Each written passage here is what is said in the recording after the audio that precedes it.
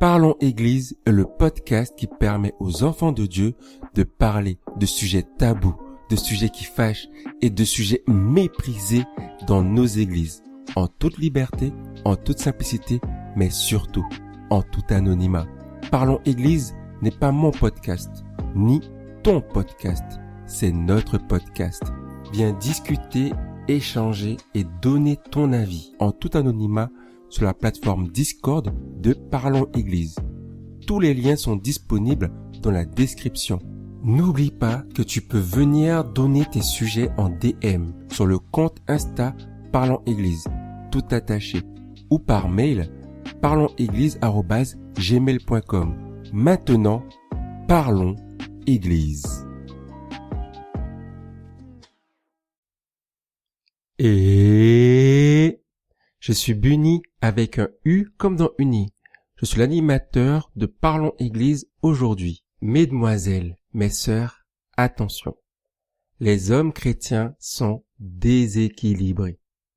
Je vais le présenter en 3 points et avec une histoire personnelle. Le premier point, c'est la pornographie. C'est devenu un thème de plus en plus récurrent dans nos églises car les hommes en parlent de plus en plus. Philippe Osnay, qui a créé l'association Oser en parler, a aidé différents hommes chrétiens, que ce soit des leaders de louanges, des pasteurs et autres membres. Le pasteur David Potier a témoigné de comment Dieu l'a délivré de la pornographie et comment ça affectait sa vie de couple. Sur le compte Soyez des hommes, le pasteur Jean-Bosco Agbemebia a partagé son combat et comment Dieu l'a délivré et comment d'autres hommes chrétiens peuvent s'en sortir.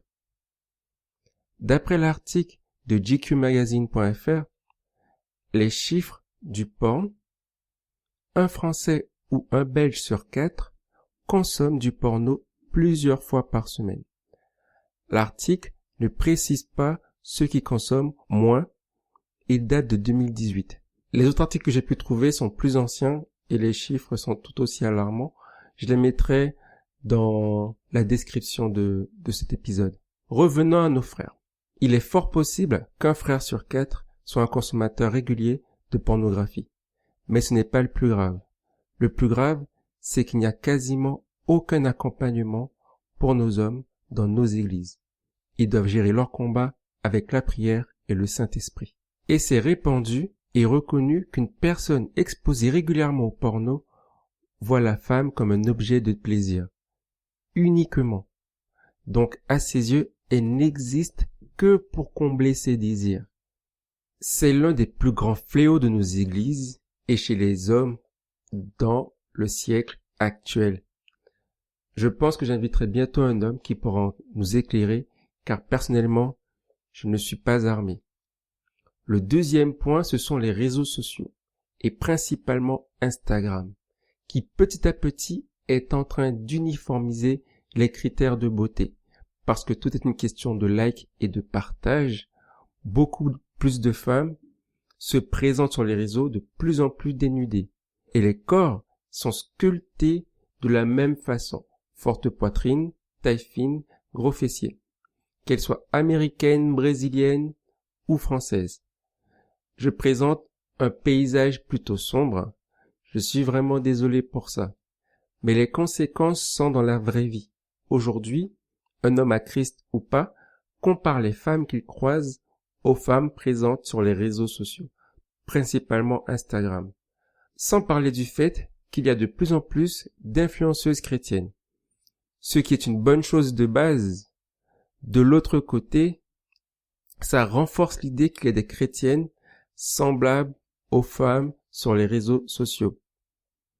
Donc les hommes, ils se disent qu'ils pourraient avoir une femme comme sur les réseaux qui en plus aime Dieu.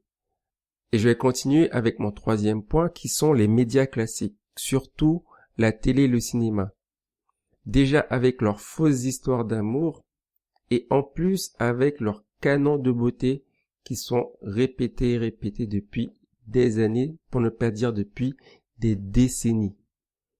ils ont façonné bon nombre d'hommes et de femmes. Quand on parle des princesses Disney, hein. Personnellement, il m'a fallu beaucoup d'années, personnellement à moi, hein, de recherche et d'interaction avec les femmes pour comprendre que les relations amoureuses dans les films étaient fausses. Et les critères de beauté sont toujours les mêmes. Et avec ça, ils sont extrêmement répandus en Occident. Leur influence diminue face à la pornographie et aux réseaux sociaux, mais elle a réellement existé et elle a réellement affecté beaucoup d'hommes. Et voici ma petite histoire qui s'est passée en 2011 dans mon église. À l'époque, j'organisais les afters après les cultes du dimanche et tout. Et en été, c'était génial. On pouvait sortir, aller dans les parcs, faire du sport, repas du sac et tout autour de Paris. Mais en hiver, c'était plus difficile, donc il fallait, parce que comme il faisait froid, fallait soit aller au resto, au ciné, à la patinoire, chez quelqu'un. Donc c'était pas toujours aussi simple de pouvoir sortir. Alors, en hiver, on était une douzaine, comparé à l'été, on était vraiment une quarantaine, une cinquantaine à bouger, quoi. Mais une chose a changé en janvier 2011 avec l'arrivée d'une jeune femme. Et là, on passe d'une douzaine de personnes présentes durant les afters en hiver à une trentaine. Et pourquoi je peux affirmer que c'est à cause d'elle? C'est tout simplement parce que en avril 2011, elle se met en couple. Et là, de suite, la participation aux afters est repassée d'une trentaine à une douzaine de personnes. Et là, on est en avril 2011, quoi. Les beaux jours, ils arrivent et tout. Donc, il doit y avoir plus de monde. Même pas. Elle avait deux qualités visibles. Elle était belle et elle avait un humour dit masculin. Elle comprenait les blagues des hommes et elle pouvait rire d'autres femmes sans souci, en fait. Et ça attirait énormément les gars. Et les leaders, même, ont commencé à bouger, quoi. Les gars étaient tellement motivés qu'ils venaient en after pour pouvoir discuter avec elle, échanger. Et je me rappelle d'une scène, j'étais à côté d'elle et j'ai vu les gars faire la queue pour lui dire bonjour. Mais c'était vraiment visible, j'étais un peu surélevé et tout. Et on voyait un petit S comme une file pour aller au resto. Et c'était vraiment impressionnant parce que les autres sur l'église ont vu ça, en fait. Elles ont vu des gars qui ne bougeaient pas depuis des années se lever, des leaders aller prendre leur courage à deux mains, discuter avec elles et tout. Et ça fait comprendre que ces gars manquaient pas de courage, en fait. Ils manquaient de motivation. Et donc, c'était quoi la motivation? Ben, elle aussi, elle voyait ces deux critères visibles. Le reste... c'est sa personnalité et tout, mais ça il faut la connaître. Mais ce qui était visible, c'est que elle était belle, elle avait un humour dit masculin, en fait. Et l'après avril 2011, c'était ouf parce qu'on voyait vraiment la tension entre les gays et les filles dans l'église, quoi. Comme si les filles étaient là, n'osaient même pas venir me dire bonjour après ce que vous avez fait là. C'était hallucinant. Fallait voir vraiment la tête des filles à ce moment-là, en fait.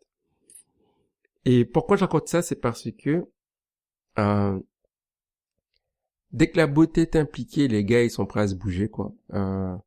Et c'est pour ça que je dis qu'ils sont déséquilibrés, c'est que à aucun moment, à aucun moment. Je parle vraiment en majorité en général, en fait. Et ça va vraiment les aider à se bouger, en fait. Ils vont voir une fille qui les intéresse, et ça va bouger tout de suite, quoi. Et même des gars qui semblent discrets depuis des années, eh ben, là, ils ont bougé. Même moi, j'étais surpris de voir certains frères intéressés par la sœur à ce moment-là. Même moi, personnellement. Donc, imaginez les sœurs à l'époque, quoi.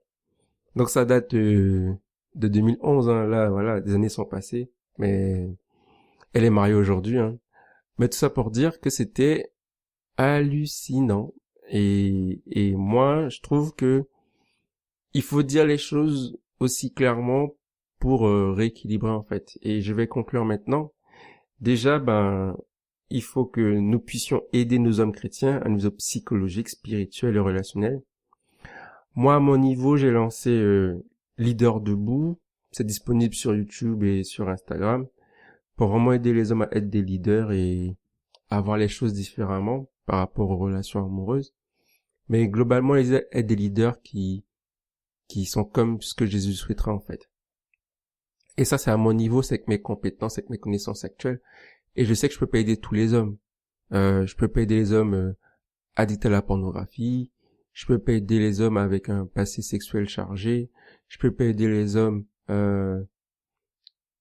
qui ont ce genre de soucis parce que j'ai pas vécu en fait, je connais pas, je ne suis pas formé à ce sujet. Mais par rapport au leadership, par rapport à l'appel, je sais que je peux aider. Par rapport aux relations amoureuses, je sais que je peux aider. Et donc c'est ce que je partage en fait. J'espère juste qu'il y aura d'autres personnes qui vont se lever par rapport à ça et que en tant qu'Église, on pourra vraiment chercher à aider nos hommes parce que il y a des tonnes de programmes pour les femmes aujourd'hui. Il y a des tonnes de ministères, de services qui sont mis en place par rapport aux femmes. Mais pour les hommes, on peut vraiment les chercher, quoi. Et même s'ils existent, c'est sur des associations en dehors de l'église. Mais dans nos églises propres, il y a quasiment rien, quoi. Et ça, c'est vraiment dommage. Je pense que en deux, on devrait pouvoir vraiment discuter de ça avec les femmes, leur faire comprendre la situation actuelle au niveau des relations hommes-femmes, de comment le physique est important. Pourquoi j'en parle? Je dis pas que les gars, ils doivent chercher à avoir les top modèles qu'ils voient sur Instagram ou chercher à avoir des femmes qui ressemblent à leurs filles dans les trucs de pornographie. C'est pas ce que je dis. Je dis juste que aujourd'hui, l'œil des hommes est entraîné par Instagram.